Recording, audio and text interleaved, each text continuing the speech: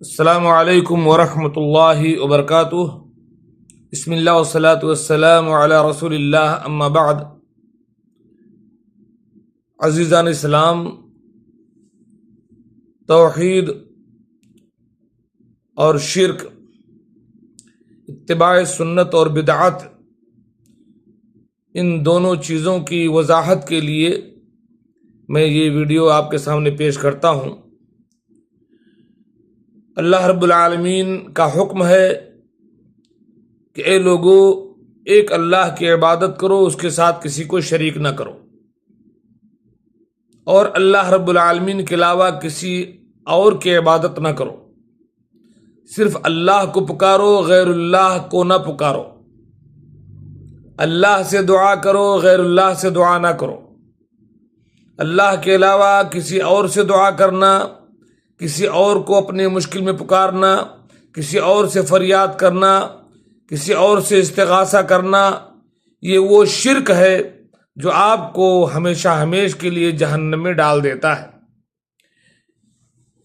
اسی دعوت کو عام کرنے کے لیے انبیاء کرام کو اللہ تبارک و تعالیٰ نے اس دنیا میں بھیجا۔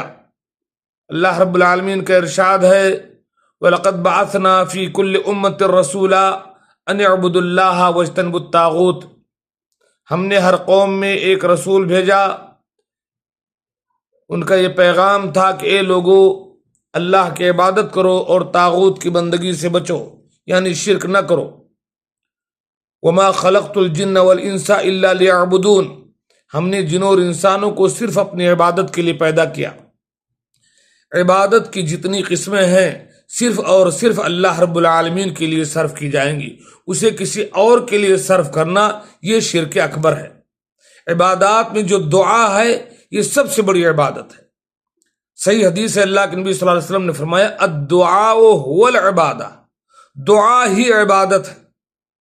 اگر آپ کو کوئی پریشانی ہے، کوئی مشکل ہے، آپ بیمار ہیں، آپ کو نوکری کا مسئلہ ہے، آپ کو اولاد کا مسئلہ ہے، آپ مشکل میں پھنسے ہیں، تو آپ اللہ رب العالمین سے دعا کریں، یہ حکم ہے۔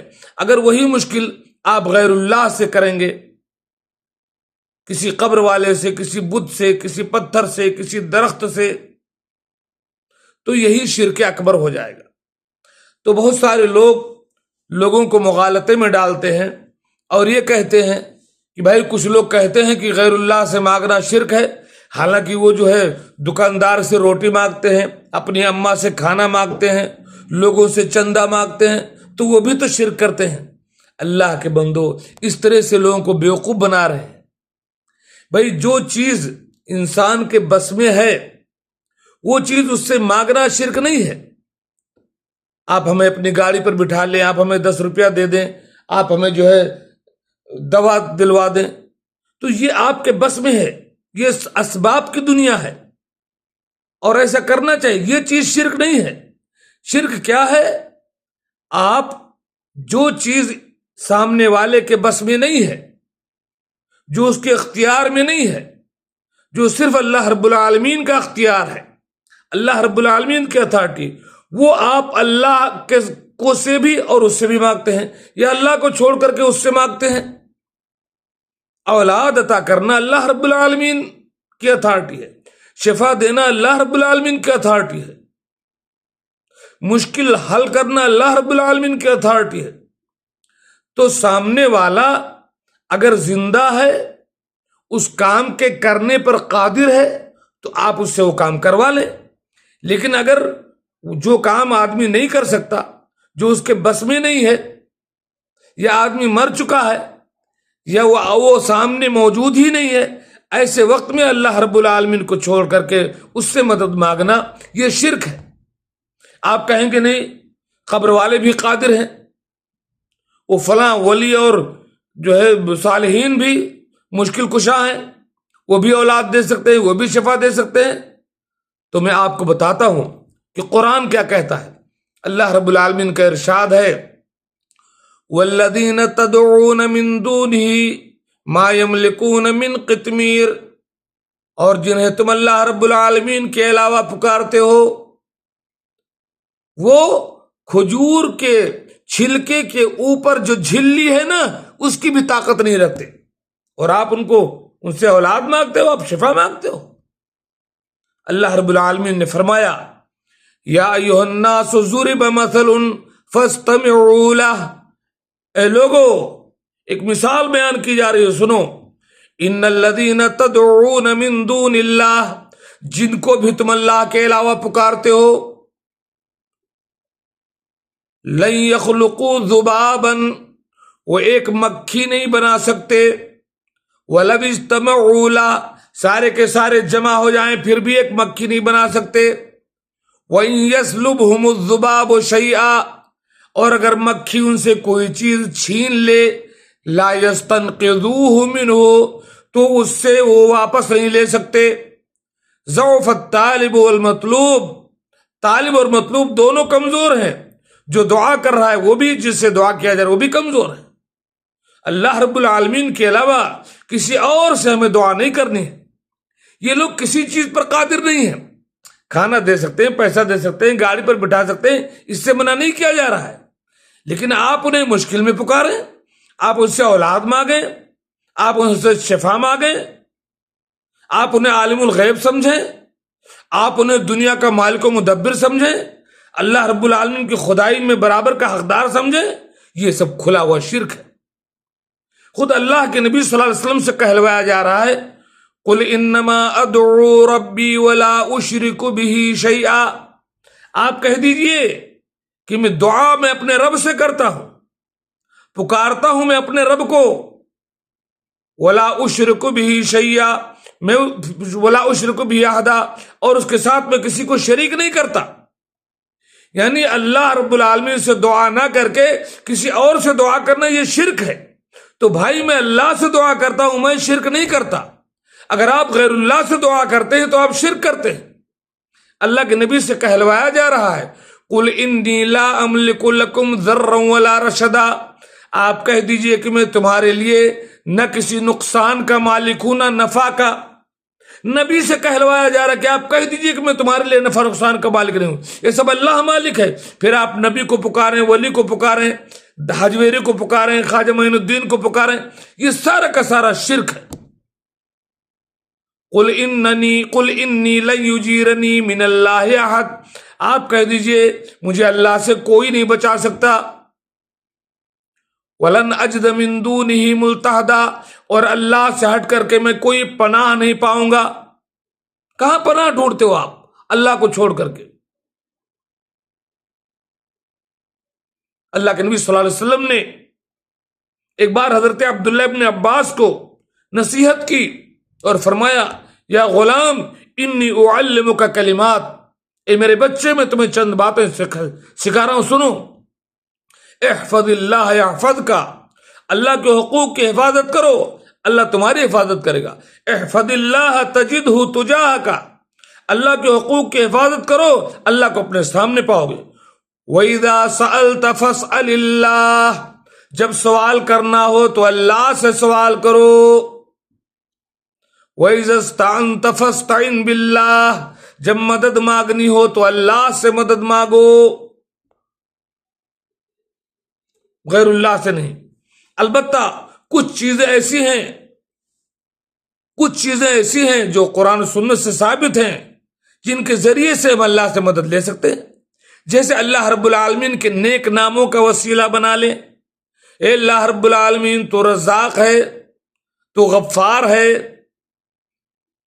تیری یہ صفت ہے، تو رحیم ہے، اللہ تیری رحمت کا واسطہ میرے اوپر رحم فرما. اے اللہ تو رزاق ہے، تیری صفت کا واسطہ مجھے رزق عطا فرما. یا اللہ تو شافی ہے، تیری صفت کا واسطہ مجھے شفا عطا فرما. یا اللہ تو وہاب ہے، عطا کرنے والا ہے، تیری صفت کا وسیلہ ہمیں اولاد عطا کر دے. تو اللہ وَلِلَّهِ الْأَسْمَاءُ الْحُسْنَى فَادْعُوهُ بِهَا، اللہ رب العالمین کے کچھ اچھے اچھے نام، ان ناموں کے واسطے سے اللہ کو پکارو، اللہ کے ناموں کا وسیلہ لو، یہ جائز ہے. ایسے ہی اپنے ایمان و عمل کا وسیلہ لو. ربنا اننا آمنا فاغفر لنا، اے اللہ ہم تیرے پر ایمان لائے ہیں تو ہمیں معاف کر دے، ہمارے ایمان کا واسطہ. اپنے ایمان کے واسطے سے اللہ سے دعا مانگو، اپنے عمل کے وسیلے سے اللہ سے دعا مانگو کہ یا اللہ میں اپنے ماں باپ کا فرما بردار ہوں، میرے مولا اس کا واسطہ تو ہمیں معاف فرما دے۔ یا اللہ میں تیرے نبی سے محبت کرتا ہوں، تیرے نبی کا اطاعت گزار ہوں، اس اطاعت گزاری اور محبت کا واسطہ یا اللہ ہمیں معاف کر دے، ہمیں یہ چیز عطا فرما دے۔ یا اللہ یہ میں نے قرآن کریم کی تلاوت کی ہے، یا اللہ اس تلاوت کا واسطہ، یا اللہ ہم نے نماز پڑھی ہے، اے اللہ اس نماز کا واسطہ میرے مولا تو ہمیں معاف فرما دے۔ تو اپنے عمل کا واسطہ، اپنے ایمان کا واسطہ، وہ تین آدمی جو غار میں پھنس گئے تھے، بارش ہوئی، پتھر آ کر لٹک گیا، تو انہوں نے کہا تھا، ایک نے کہا کہ اللہ میں اپنے ماں باپ کا بڑا فرما بردار ہوں، اس عمل کے واسطے سے اللہ مجھے پتھر سے نجات دے، اللہ تعالیٰ میں نے مزدوروں کے حقوق ادا کیے، اللہ تعالیٰ میں اس واسطے سے تجھ سے دعا کرتا ہوں پتھر کو ہٹا دے۔ ایک آدمی نے اپنی چچیزاد بہن سے زنا کرنا چاہا تھا، پیسہ دے کر کے، اللہ تعالیٰ کہا کر میں نے اسے صدقہ دیا اور اس برائی سے بچا تو اللہ تعالیٰ مجھے نجات دے۔ تو آپ اپنے ایمان اور عمل کے وسیلے سے اللہ سے دعا کیجئے، یہ ثابت ہے۔ ایسے ہی یہ بھی ثابت ہے، کوئی نیک زندہ بزرگ ہو اور حاضر ہو، اس سے جا کر کے آپ دعا کروا لیں۔ جیسے اللہ کے نبی صلی اللہ علیہ وسلم حاضر تھے، اس وقت صحابہ اگر کہتے تھے اللہ کے نبی صلی اللہ علیہ وسلم بارش نہیں ہو رہی ہے، سوکھا پڑ گیا، دعا کر دیجئے، اللہ کے نبی دعا کرتے تھے، بارش ہو جاتی تھی۔